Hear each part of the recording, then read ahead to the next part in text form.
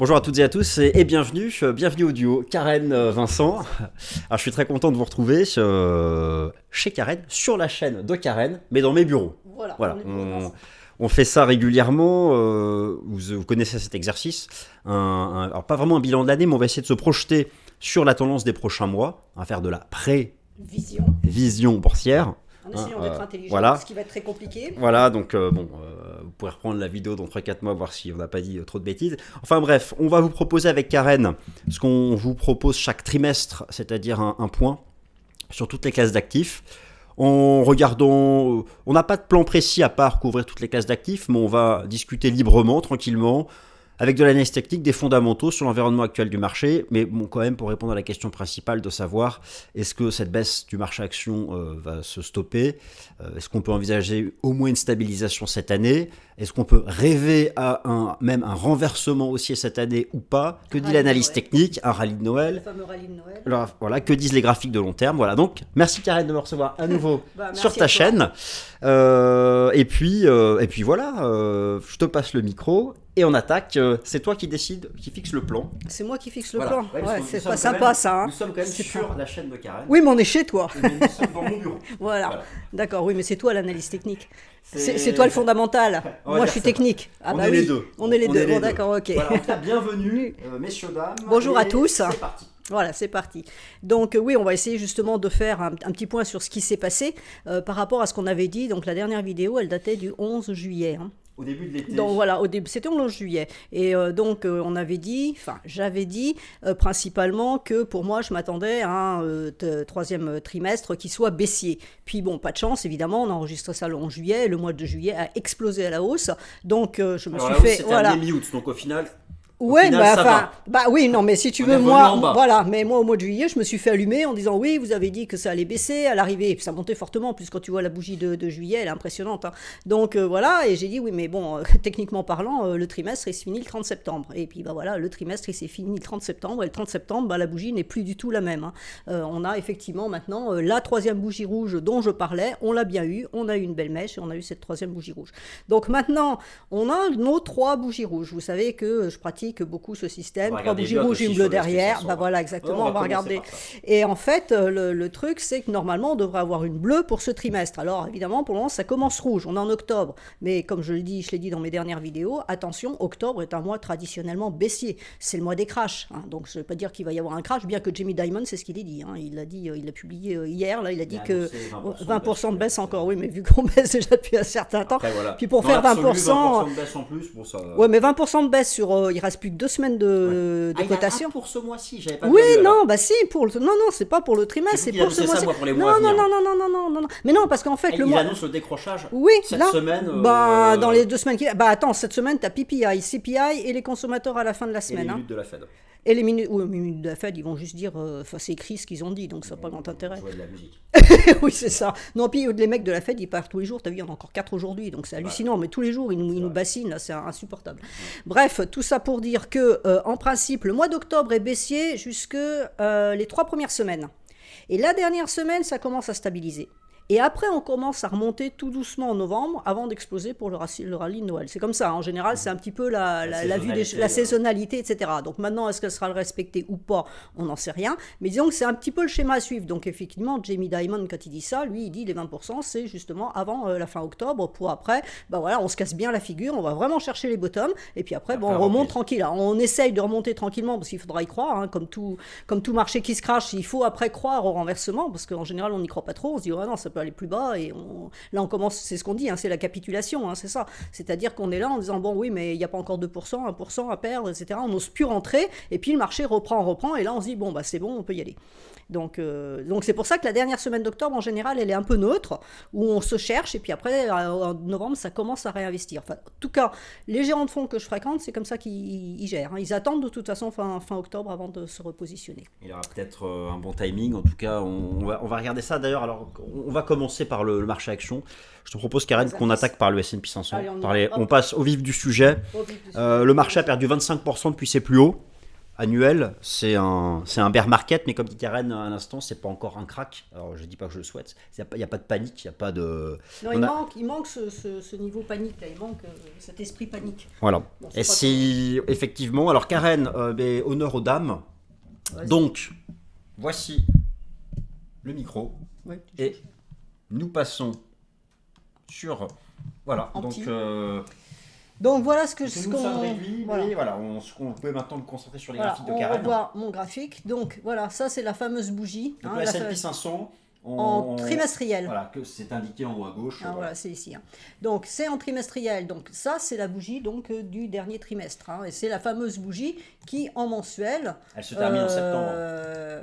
Voilà, ça c'est la bougie de juillet. Donc là c'est quand on a fait notre vidéo, donc c'est monté très fortement et on m'a dit oui, enfin bon, la troisième rouge, on va peut-être oublier. Et j'ai répondu donc que bah non, tant que la bougie n'était pas clôturée, et voilà ce qui s'est passé. Donc on a bien nos 3 rouges, elles sont là les 3 rouges. Donc mon idée maintenant, c'est qu'on aille chercher cette Kijun. Le souci, c'est que maintenant on a 2 niveaux sur la Kijun, d'accord? On a un niveau à 3430 et un niveau à 3330, grosso modo, Donc on va dire 3400 entre les deux pour faire simple. Je pense qu'on va aller chercher ce niveau-là. Là justement, peut-être pas dans les 20% de JP Morgan, mais bon, je pense qu'on pourrait descendre, chercher ça avant de remonter. Et à ce moment-là, ça serait parfait. Parce que ici, on aurait la rouge, la mèche, on remonte, bleu, c'est un trimestre. Donc ça va se finir au 31 décembre. Donc le mois de novembre haussier, le mois de décembre haussier, c'est la mèche et on remonte. Et là, à ce moment-là, ça serait parfait. Et l'idée, ça serait d'aller clôturer au-dessus de ce niveau-là, les 3795. Donc la clôture ici, l'ouverture ici. Si on clôture au-dessus, voire au-dessus de la Tenkan, ça serait vraiment parfait. À ce moment-là, ça veut dire que cette correction-là, elle est terminée. Donc, concrètement, messieurs, dames, fin octobre, début novembre, s'il y a un décrochage, surveillons des points de rebond. Voilà. Alors, le truc, moi, malgré tout... Donc là, Karen nous montre un graphique de 80 ans du S&P 500. Non, mais c'est bien, ah oui, mais c'est bien. J'avais pas fait gaffe. Moi, je l'ai pas... Maintenant, parce que moi, il s'arrête en 95 sur ma plateforme. Là, non, tu as avec le... Là, tu as chargé le S&P 500 Index. Tu as c'est ça, c'est pas le même. Il est exceptionnel. Alors, juste après, quand Karen a terminé, moi, je vais confirmer ce que vient de dire Karen, mais avec une autre approche. Et je sens qu'avec Karen, on va se rejoindre, vous allez voir sur Elliott. Là, tu l'as. J'allais le dire, toi, justement, parce que là, on a 1, on a 2, on a 3, on a 4, et là, on a 5. Et alors, en hebdo depuis le début de l'année, avec Karen, je pense qu'Karen est d'accord, on se rejoint là-dessus, où on aurait fait une A en 5 temps, une B cet été, et nous serions dans une vague C qui aurait démarré pour aller chercher 3004. Alors, moi, je suis pas là-dessus. Je suis pas là-dessus. Alors, je sais pas si je l'ai. Non, je l'ai enlevé. Clic droit si tu veux. Ouais, mais je l'ai enlevé mon décompte, mais je le connais tellement par cœur parce que de toute façon, il est sur les 3 indices, c'est la même chose. Donc en fait, mon idée, moi, c'est plutôt ça, c'est que là, on a 1, 2, 3, 4, 5. Donc il faut déjà qu'on aille chercher ce niveau-là à 3500. La 5, je la fais ici. Et tout ça, c'est de la A. D'accord, intéressant. Alors, moi, je précise. Parce que ça, c'est du très long terme. La 5, comme on a vu là. Alors, attends, je te remets en... Moi, j'aurais fait une A, une B, et on serait dans une C. Ah non. Mais... non, enfin bon. Comme on dit, Elliott, on sait que c'est bon qu'une fois que c'était terminé. Donc voilà. Là, ça, c'est notre fameuse 4, la 4. Là, la 5 ici. C'est une 4 de très long terme. C'est une 4 de très long terme. Ça, c'est une 5 de très long terme. C'est ça, c'est toujours l'éternel problème. On n'est pas sur les mêmes unités de temps. Mais en fait, pour moi... Ça, c'était un superbe, un très très beau... Mais pour moi, ce qu'on est en train de corriger là, à l'heure actuelle, il faut... Normalement, on redescend. Toi, tu as fait plus d'Elliott que moi. On redescend chercher le niveau 4. En correction. Le niveau 4, il a 1500. Ah bah oui. Là, c'est vraiment craque 80%. Là, bah oui, mais donc quand je dis ABC, c'est du A, c'est du B potentiellement, et du C, parce qu'il va falloir redescendre potentiellement, c'est toujours du potentiel. Alors, soit on va chercher la fractale ici, soit on va chercher le point ici. De la grande 4, tout dépend sur quel schéma on se passe. Si on est en train de... Voilà, c'est-à-dire si on se place sur ce mouvement-là, c'est-à-dire le mouvement depuis 2008, on ne va pas chercher ce qui est avant, on ne se pose pas de questions. Donc, on a bien 1, 2, 3, 4, 5... Et à ce moment-là, la 4, allez rechercher elle est ici. La fractale 4, allez rechercher ici. Donc voilà, entre 3000 et 2005. Alors ça, et pour moi, on irait en mouvement de 3, un mouvement correctif. Elliott, c'est 3, c'est ABC. Donc on fait du A, on fait du B. Donc on peut avoir du B qui remonte, chercher la Kijun. La Kijun mensuelle tient. Et on repart faire du C pour aller chercher un intervalle là-dedans. Alors et là, on serait dans la 5 de la A. D'accord, je vois ce que tu veux dire. Tu fais 5-3-3 ou 5-3-5. Je vois ce que tu veux dire. On serait dans la 5 de la A. Alors, moi, c'est peut-être un horizon. Vas-y. En fait, c'est ça qui est toujours un peu compliqué avec ces horizons de temps qui sont chevêtres. Mais en gros, moi, j'essaie d'être plus sur le court terme. C'est un truc vraiment basique où je le reprends comme ça. Voilà. pour moi, on est dans une sorte de zigzag où on a eu ici, on a eu 5 temps pour une A, on a eu 3 temps pour une B, et on serait dans une C dans laquelle on aurait fait 1, 2, et on serait dans la 3. Ouais, ça me... Dans le troisième temps, là, c'est... Ouais. Mais alors, ça, je pense que ça peut aussi ouais. s'inscrire. Est-ce qu'à la fin, ça ferait un grand A? Je sais pas. Mais pour moi, on serait dans un truc comme ça. Et je suis allé rechercher. Alors, c'est un... Voilà, ça, c'est une super infographie de ElliotWaves.com où on serait quelque part, en fait, dans ce schéma-là. Et ça aurait été le rebond de l'été. Quelque chose comme ça. D'accord. Mais en fait, ça s'inscrit dans ta grande... Voilà, c'est une sorte de sous-décompte de ce que tu proposes. Et donc ici, j'ai mis en bleu l'extension. Donc, un A égale C, tu vois, le A, nous amènerait là, à 3000. On retrouve les mêmes niveaux, de toute façon. En fait, c'est ça. Donc, c'est intéressant, mais tout ça pour dire que, en fait, quel que soit là, c'est pas évident de savoir donc, ça quelle horizon c'est, mais en tout cas, moi, je pense qu'Elliott nous dit que le point bas, c'est pas maintenant. Alors, c'est ça surtout. Alors, juste une petite nuance au cas où, parce que le cas de marché le plus haussier, ça pourrait être aussi un truc comme ça. C'est-à-dire qu'en fait, on aurait ici une A, et on serait toujours dans une B qui ferait un 3 temps. A, B, C. Comme ça. Et ensuite repartir. Mais le scénario hyper bullish d'un double bottom et de casser ça à la hausse, moi j'y crois pas. C'est ça que je veux dire en fait. Après je sais pas exactement. Disons qu'avec avec les données environnementales qu'on a, macro, etc. J'y crois pas trop. Alors justement, puisque Karen, super transition, merci bien.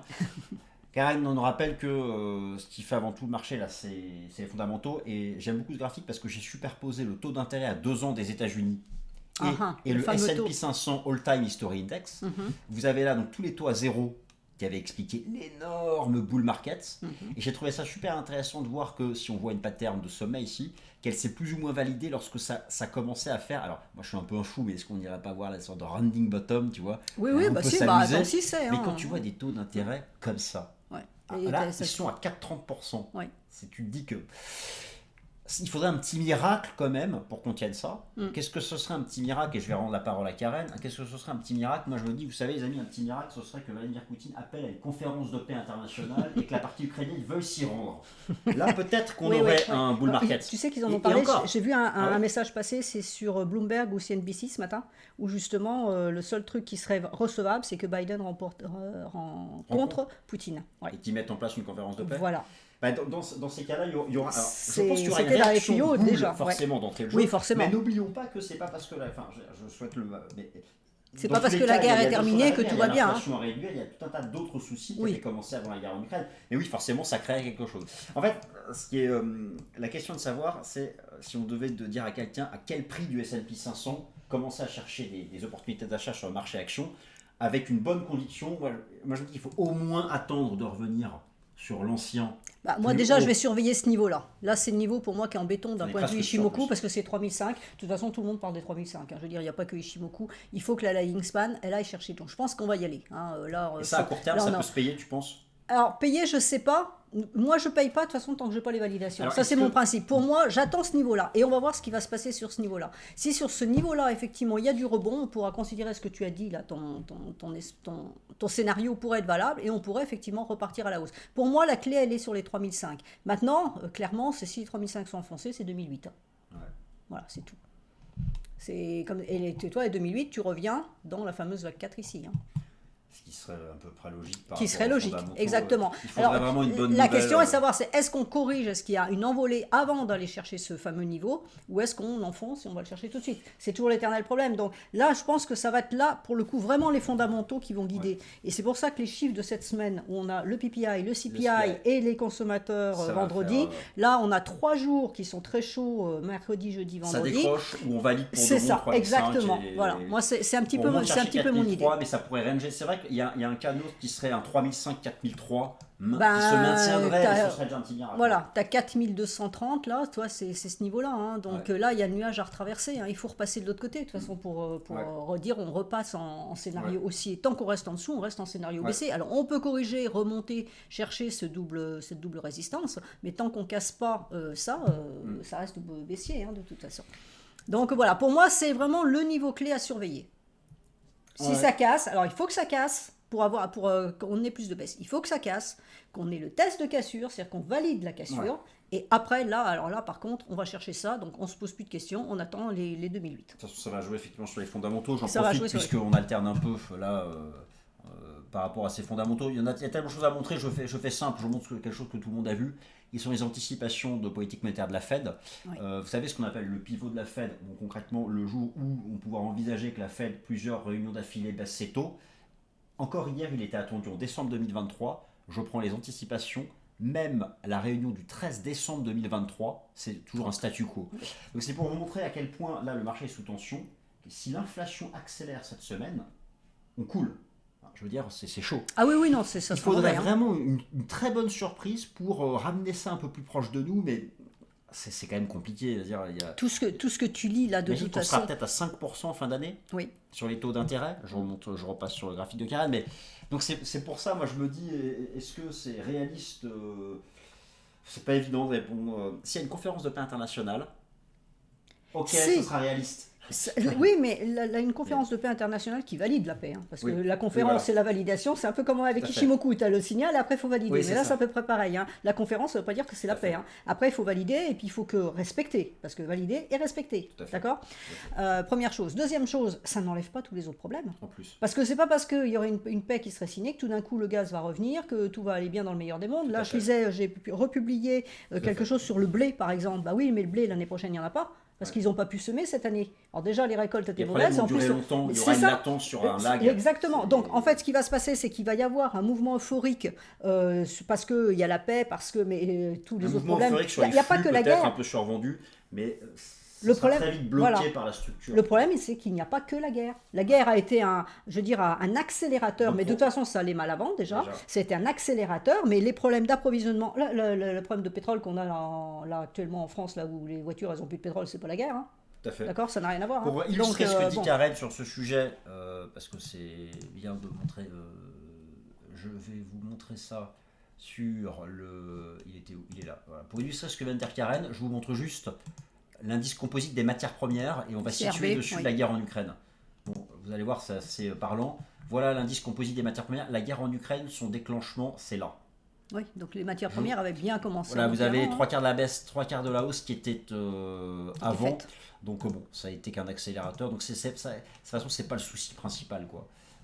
Non, de toute façon, il y a beaucoup d'autres problèmes. Bon, de toute façon, il y a toujours la Chine. Hein. La Chine, c'est pas résolu. Il y a des problèmes du côté de la Chine. Alors, on aura peut-être une conférence de paix d'un côté et puis une déclaration de guerre de l'autre côté. Hein. Je sais pas s'ils vont faire ça en même temps ou pas. Mais... Ouais, espérons pas. Mais... Non, espérons pas. On change de quartier. C'est vrai. On déplace les missiles. Moi, vous savez, j'ai une conviction. Après, je me trompe peut-être. J'ai une conviction que le point bas de long terme, on va commencer à le faire quelque part au premier semestre 2023. Et pour illustrer mon propos, chère Karen, mes chers amis, chers auditeurs, je vais vous remontrer le S&P 500 All-Time History Index et je vais vous remontrer le bear market. On va prendre celui de la crise financière. Celui de la crise financière qui était quand même très long, bien construit, énorme. En fait, quand Karen tout à l'heure disait qu'il manquait l'ultime panique, elle parle de ça. Ouais. Alors, à l'heure actuelle, on a quelque chose de bien construit. Il manque ça. Et quand bien même on a l'ultime panique, je vous laisse regarder le nombre de mois, octobre 2008, juillet 2009, le nombre de mois qu'il faut pour repartir. Renversé. Je vous montre maintenant celui de 2002. Vous avez là le bear market. Il y a eu 2 grosses phases de panique, c'était violent quand même. Et il a fallu pour le renverser, juillet 2002, mai 2003. Donc, en fait, moi, en gros, je ne sais pas jusqu'où on ira, mais je pense qu'à un moment ou à un autre, on aura besoin de quelque chose comme ça. Une espèce de socle, et que si ça doit se faire, je le vois en première partie de l'année 2023, si ça se fait déjà cette année, c'est qu'il y a il y a vraiment une excellente nouvelle quelque part. Tout d'un coup, on réalise que finalement l'inflation se dégonfle comme ça. Bon, bah, c'est jamais. Mais la garde avait raison. C'est jamais. Voilà. La garde avait raison. Elle était visionnaire. Hein, voilà. Elle l'a pas trop pété par contre. Non, mais bon, c'est pas grave, Voilà. Essentiel, c'est que ça soit maintenant. Voilà. Donc, voilà, Karen, pour les indices, je te propose de passer. On va regarder quand même le Nasdaq. Alors justement, le Nasdaq. Nasdaq, n'attendez pas qu'il se stabilise tant que les taux d'intérêt montent. C'est impossible. C'est impossible, voilà, exactement. Donc, alors, Karen, montre-nous graphiquement, s'il te plaît. Le Nasdaq, donc en mensuel, c'est baissier. Donc Nasdaq 100 on a vraiment la troisième bougie rouge à faire. Alors moi j'ai un objectif en point et figure qui est à 9150. Alors si on arrive à casser toute cette zone-là, je l'ai tweeté ce matin je crois, si on arrive à casser les 10 800, 10 600, 10 200, on ira chercher les 9150. Donc il y a encore du potentiel baissier. Hein. Okay. Bon, ça ne veut pas dire qu'on va forcément baisser, mais le potentiel est là, hélas. C'est-à-dire qu'à l'heure actuelle, on ne peut absolument pas dire que ça va remonter. Et je vous montre la bougie du trimestre dernier, elle est absolument impressionnante. On est remonté, alors si on est bien en log, on est remonté très très haut puisqu'on avait recassé la Tenkan à un moment donné et on est reparti ici. Donc là c'est même la même chose. Hein. Mes niveaux c'est ça. Hein. C'est la Kijun ici. Regarde, elle est là. Hein. On a les 10 800 ici. Trimestriel ça. Voilà, trimestriel. D'accord. Si on... Tu vois. Donc là on a ce point ici, c'est le point bas. Ça remonte à quand dans le passé la dernière cassure d'une Kijun trimestrielle c'est à la hausse. On l'a cassé en juillet 2009. D'accord. Et là, à la baisse, c'était octobre 2008. Hein, c'est la crise, voilà, c'est ici. D'accord, donc hop, voilà, on est là. Et donc, si on casse ça, bah oui, on ira chercher ça, quoi. Alors, on peut le faire aussi en mèche. Hein. La mèche qui est en haut ici, elle peut être en bas ici. Hein. C'est-à-dire qu'on peut descendre chercher ça, mouvement de panique, hein, le fameux, voilà, le fameux dernier mouvement, et on remonte, on clôture dans cette zone-là, et là, c'est bon, on repart à la hausse.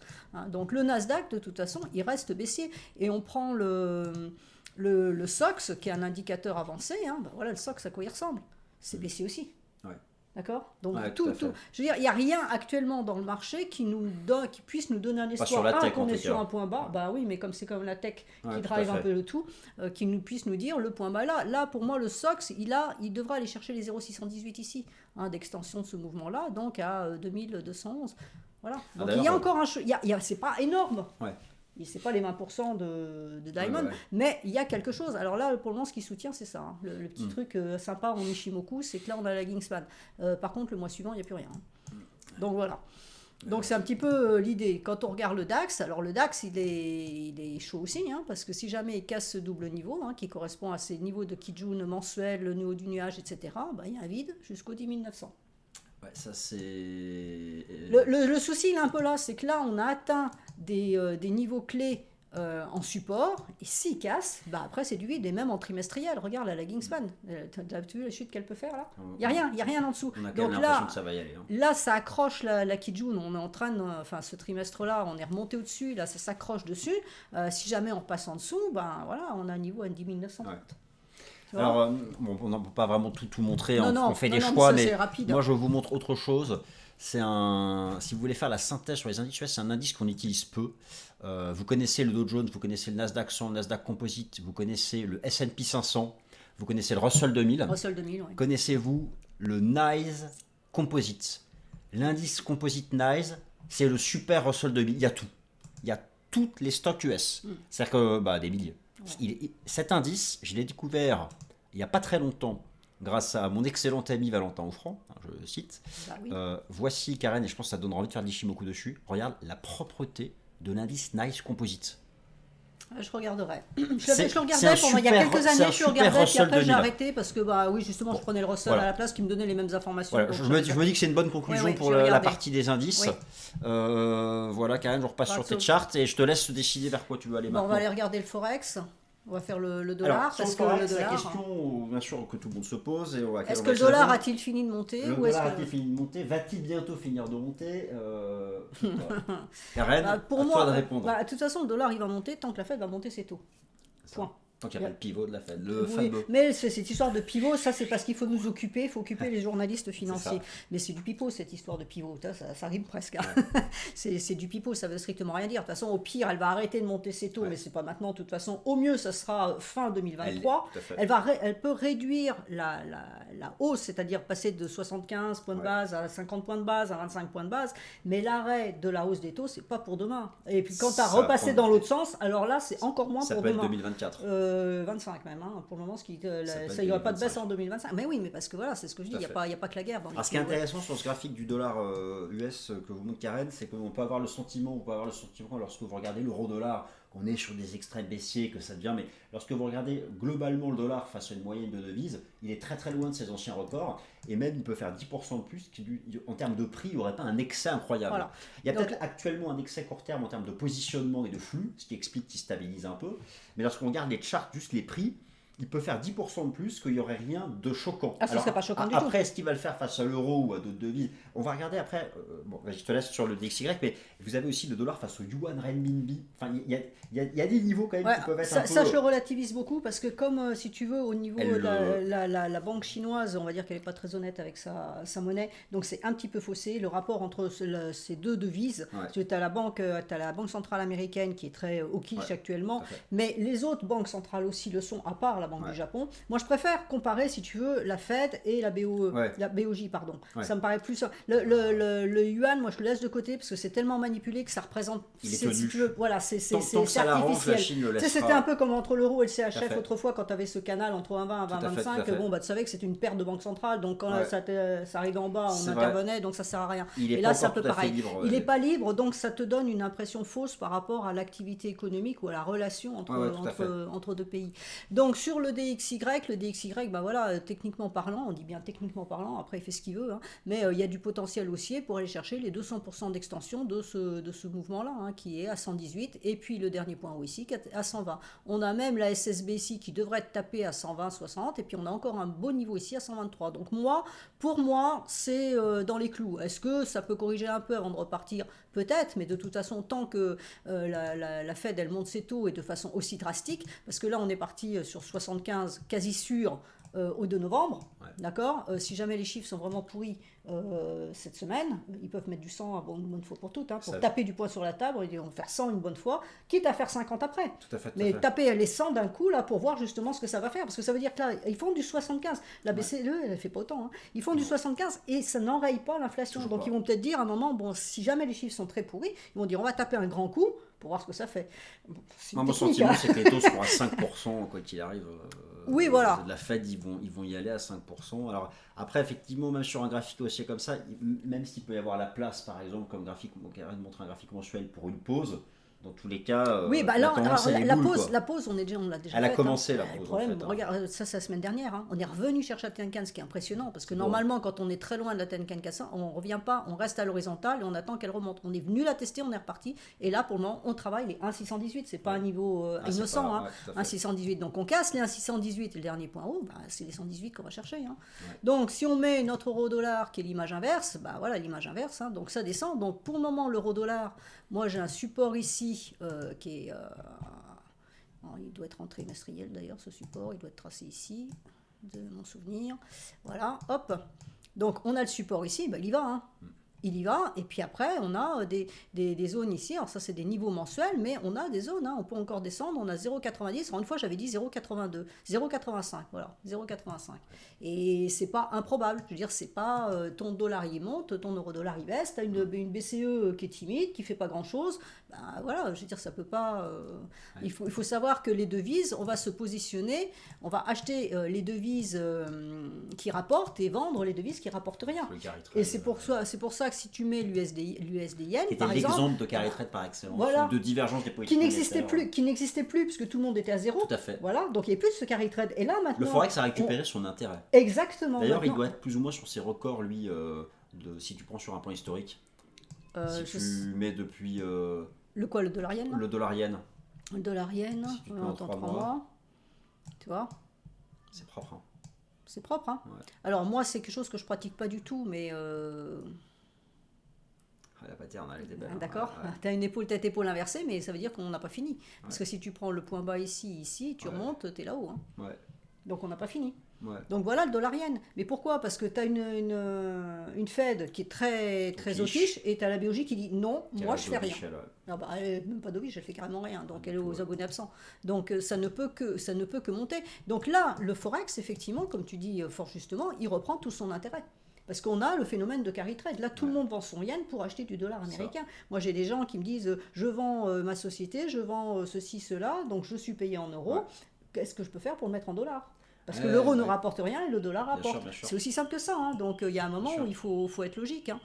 Donc, je reviens sur l'euro-dollar. Donc, pour moi, l'euro-dollar n'a pas fini de baisser. Là, quand on regarde en mensuel, la lagging span est en train de casser cette droite. Donc, alors, les prix sont au-dessus. Donc, elle valide avant les prix. Donc, de toute façon, les prix vont aller chercher ce niveau-là. Donc, les 0,95, on va dire 0,9460, c'est dans les clous. Après, qu'est-ce qui va se passer sur ce support? Est-ce que ça rebondit ou est-ce qu'on enfonce? Si on enfonce, je vous l'ai montré, c'est du 0,85. Il y a un niveau historique et un niveau politique qui était le niveau du cours de l'euro-dollar quand les pièces et les billets ont été introduits dans, je crois, il y avait 10 ou 11 pays au début. Et je crois que c'est 0,82 ou 0,85. Moi j'ai un. Quel est le niveau? C'était l'été 2002, je ne sais plus. C'était septembre 2002, le jour où, ça y est. Oui. Voilà, et ça correspondait à une espèce de bougie. Si tu te mets, ça correspondait un peu à une espèce de bougie. Attends, je crois que je l'avais mis quelque part, ce machin. J'ai tellement de trucs de partout que... je crois que j'avais écrit un truc qui s'appelle Euro-Histoire. L'histoire de l'euro. J'avais mis un peu les trucs politiques. Et bon, enfin voilà, c'est un niveau. Je me dis que si on va rechercher ce niveau, ce sera assez incroyable. Ah, attendez, je remonte. On va le retrouver. Économie, Euro-Histoire, voilà, hop. Et donc là, vous avez... Voilà, c'est bien ça. Voilà, regardez. Bon, si on cherche des repères politiques, en fait, si on cherche des repères politiques, c'était ici. Dans les pièces, voilà. Voilà, l'euro et les pièces, c'était janvier 2002. Bah, janvier, je suis bête, janvier 2002. Donc, janvier 2002... 0,88. C'est 0,90. Oui, 0,90. Voilà.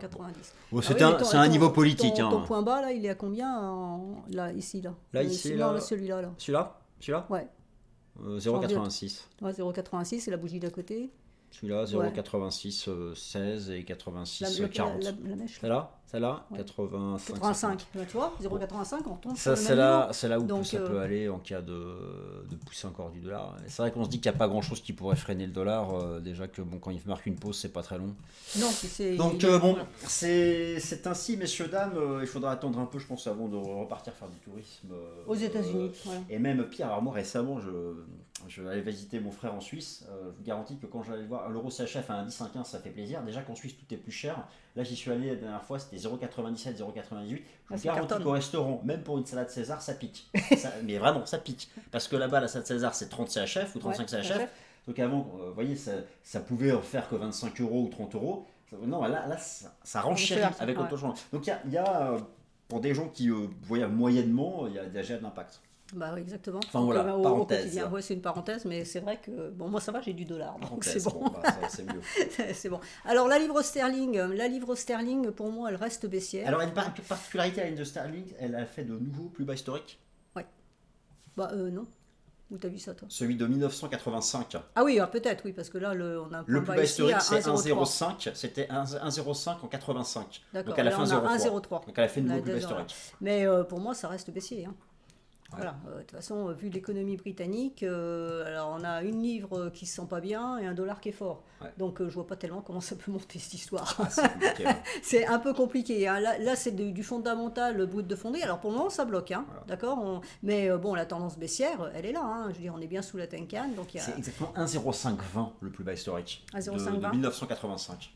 Donc ce qui explique le petit rachat de short, mais oui, bah c'est ça, c'est parce que c'est un niveau clé. C'est ça. C'est un niveau clé. Il n'y a pas de renversement. Maintenant, il n'y a pas de renversement. Ça peut pas. Il faut pas oublier que les monnaies représentent des économies et des différences de politique monétaire, et les différences de politique monétaire. Donc quand on voit choix politique, l'Angleterre, elle s'est un peu tirée là pour le moment, l'Angleterre, elle a un gros problème. Hein. Donc j'ai envie de dire, moi personnellement, je n'aurais pas envie du tout d'investir en Angleterre. Donc voilà pour les devises. Hein. On va passer sur les matières premières. Alors sur les matières premières, on va se poser la question du pétrole.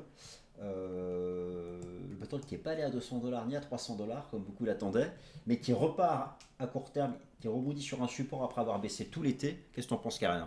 Alors je vais d'abord commencer par le CRB. Alors, le CRB, on l'a vu tout à l'heure, je vous rappelle, c'est un indice composite de 19 matières premières. Vous avez un équilibre entre tous les types de matières premières, c'est pour ça qu'il est vraiment bon. Il ne faut pas prendre celui de Goldman Sachs, parce que Goldman Sachs, il est surpondéré en pétrole. Alors, je vais te donner, moi, les pondérations. Celui-là, non, mais c'est celui qu'il faut regarder. Moi, c'est celui que je regarde aussi, parce qu'il y a beaucoup de personnes qui regardent le GSSI. Celui-là, hop, voilà celui qui regarde, avec pas de surpondération, hop. Voilà. Donc, ce qu'on regarde, c'est ça. Alors, Karen, elle a son graphique ici. Moi, je vous mets la pondération. Et vas-y, Karen. Voilà.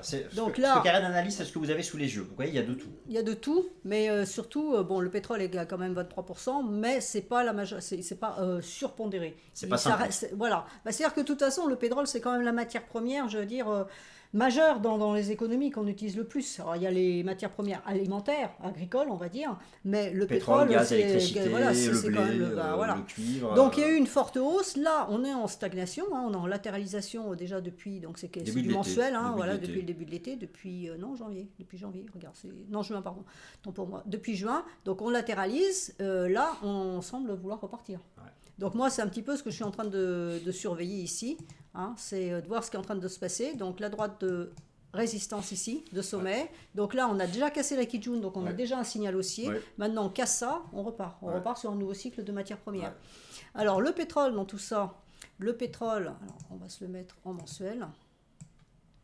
Le pétrole, ça c'est le crash de 2020, hein, où il est passé négatif. On est bien monté. Il nous a fait sa belle correction. En lui, il ne s'est pas compté. Il nous a fait 4 bougies rouges. Il a percé sa Kijun mensuelle et il l'a reprise. Il la reprend actuellement. Il est en train de repartir. Donc là, on peut aller chercher, techniquement parlant, hein, toujours pareil, les 97 $. Après, on a les 102.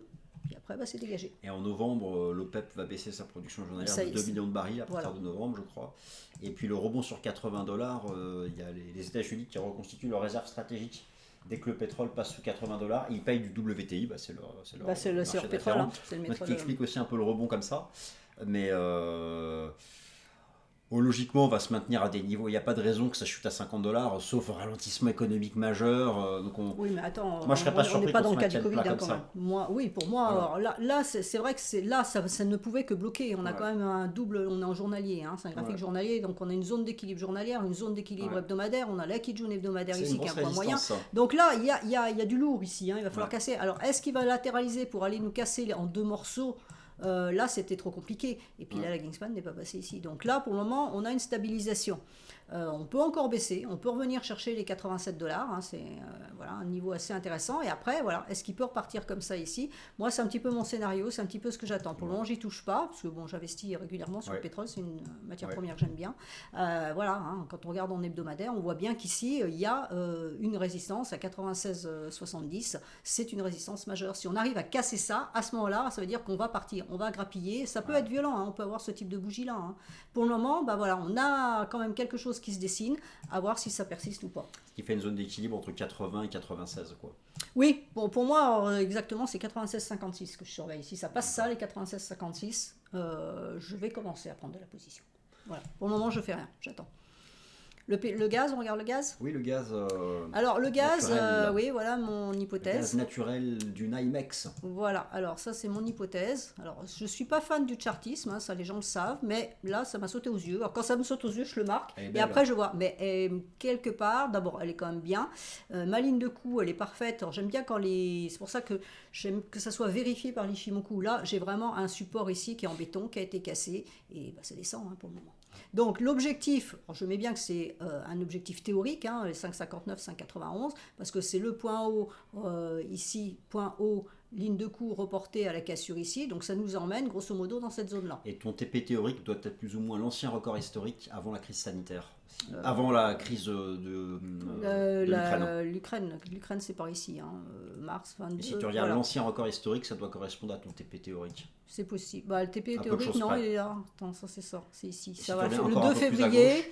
Alors c'était le 24 février. Bon, c'est la zone en tout cas. Voilà. 24 février, c'est ici, hein, donc c'est un peu plus bas. Hein, la guerre, c'est ici, hein, donc c'est un petit peu plus bas. Mais bon, déjà, allons chercher ça, et puis après, on va voir. Donc là, c'est intéressant parce que ça correspond en même temps à 2 niveaux de Kijun mensuel. Donc, tu vois, tu as tout. Hein. Tu as tout qui est scotché ici. Donc, pour moi, c'est assez intéressant comme zone. Donc, de mon avis, mais le marché fait ce qu'il veut, mon avis, il n'en a rien à foutre. De mon avis, on devrait aller chercher cette zone. Regarde, quand tu regardes en hebdomadaire, il n'y a rien qui freine. Hein. Tu vois, ça peut y aller. Je l'avais aussi, elle est assez belle. Elle est assez belle hein, quand même. Hein. Voilà. C'est c'était la zone là, latérale. Vas-y. C'est cette zone-là, en fait. C'est l'ancien top. Voilà, ces anciens tops. Là. Donc, on revient de chercher, toi, cette zone-là, ça fait sens. Hein. C'est volatile, hein, mine de rien. Alors, l'or. Le gold. Bon, là, je te laisse en parler, parce que moi, l'or, c'est un truc que je déteste.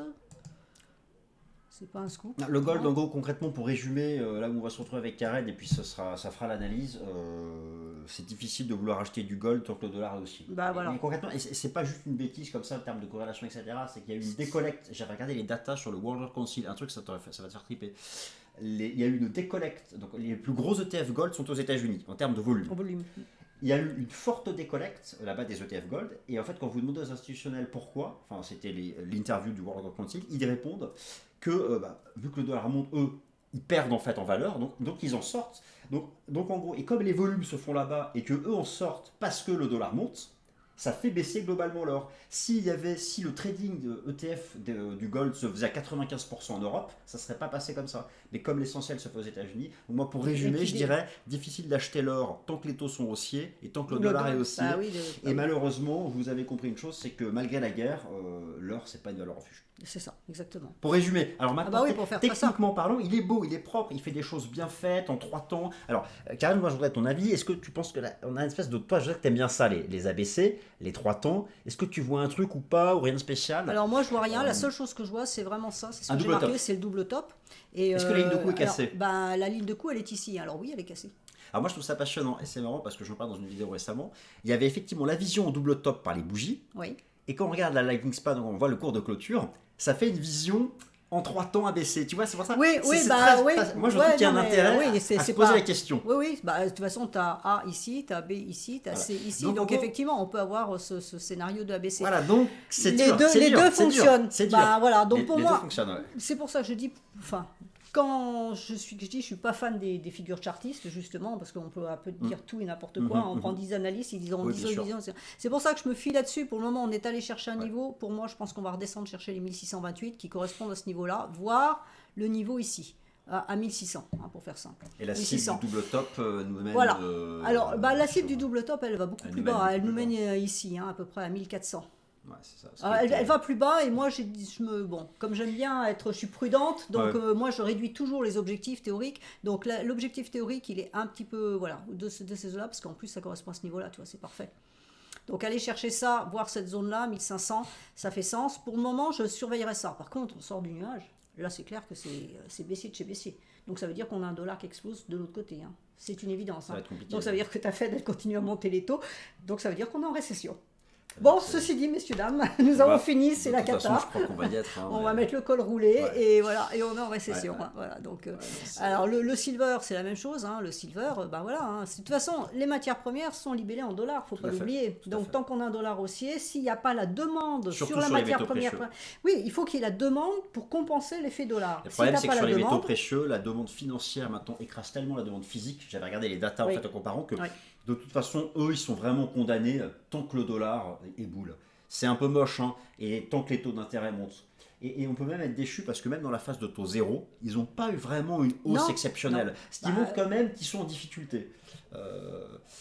Le point bas du dollar, c'était il y a environ 1 an, si tu reprends le DXY. Lorsque le dollar en weekly, tu sais, il avait fait une espèce de double bottom. Par ici, voilà. Ça, c'était mai 2021. Et celui-ci à droite, quand on valide un peu ici l'accélération. Août 2021. Septembre 2021. Et si tu reprends l'or et l'argent en août-septembre 2021. On va mettre l'or. L'or en septembre 2021, c'était quand ça? C'est celle-là. C'est ici. Bon, c'est par ici. Bon. Alors ça, c'est la poussée de la guerre en Ukraine. Oui. Donc c'est ce qui a permis cette espèce de dead cat, pas un dead cat bounce, mais en fait, si vous voulez, sans cette accélération de la guerre en Ukraine, là maintenant on se reprend l'impact du dollar dans la figure, et ça fait pchit. Ça a fait pchit, c'est ça que je veux dire, tu vois ce que je veux dire? Oui, tout à fait. Tout à fait. Enfin, non, pour moi, c'est à laisser tomber. De toute façon, pour moi, ça n'a pas grand intérêt. Alors, le blé, lui, il est fortement monté. Il donc, est propre, il est très, très propre. Donc là, il est reparti, mais là, il est en train de remonter. Là, il est en train de repartir. Quand on le regarde en journalier, là, j'ai quelqu'un qui me l'a demandé parce qu'il le suit. On est dans les starting blocks. Déjà, ça remonte depuis août. C'est du journalier, mais tu vois, là, on a tapé la Kijun mensuelle. On a encore ça à passer, mais il garde bien sa tendance haussière. Alors, c'est en crabe. Ça monte, ça baisse, ça monte, ça baisse. Ouais. Mais ça monte. Ouais. Voilà, globalement, ça monte. Donc, pour moi, il est au début. Donc, j'ai envie de dire, le blé, on casse les niveaux hebdomadaires qui sont ici. C'est parti. C'est parti. Donc voilà, on a fait le tour. Oui, il y avait une belle... Oui, pour les matières premières, c'est bien. Ça, c'est le cuivre qui est un indicateur avancé aussi des matières premières, enfin de la croissance. Il y a un beau top pour le coup là. Donc, on on retrouve un peu la même chose que sur le gold. Donc là, c'est bien descendu aussi. Ça freine sur ce niveau-là. Ça freine sur ce niveau-là. Donc, à voir si on arrive à le reprendre. Donc, c'est du mensuel. Si on arrive à le reprendre, c'est bon. Si par contre, on n'arrive pas à le reprendre, après, c'est dangereux. D'accord. Donc, voilà. C'est un peu complexe. On a fait tout le tour. On leur dit un mot sur le Bitcoin ou on leur dit pas sur le Bitcoin, de toute façon, pour quand résumer on dit les quelque amis, chose... le Bitcoin ne fera pas son point bas tant que les actions ne feront pas le leur, tant que les taux d'intérêt monteront, tant que le dollar montera et tant qu'il n'y aura pas un retour d'une vraie confiance générale. Il ne faut pas espérer.